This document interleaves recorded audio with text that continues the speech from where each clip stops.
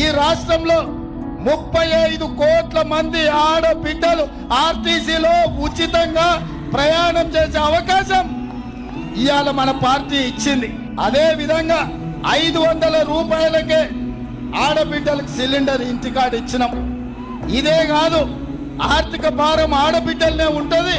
Current bill కట్టాలంటే ప్రతి పేద వాళ్లకు 200 యూనిట్లు ఉచితంగా ఆడబిడ్డలకే ఈ రోజు సహాయం అందేటట్టు నిర్ణయం చేసినాం. ఇన్ని రకాలుగా తెలంగాణ రాష్ట్రంలో ఆడబిడ్డలను ఆదుకోవడమే కాకుండా రాజీవ్ ఆరోగ్యశ్రీ ద్వారా 10 లక్షల రూపాయలతోని పేదలకు ఉచిత వైద్యాన్ని అందించడం.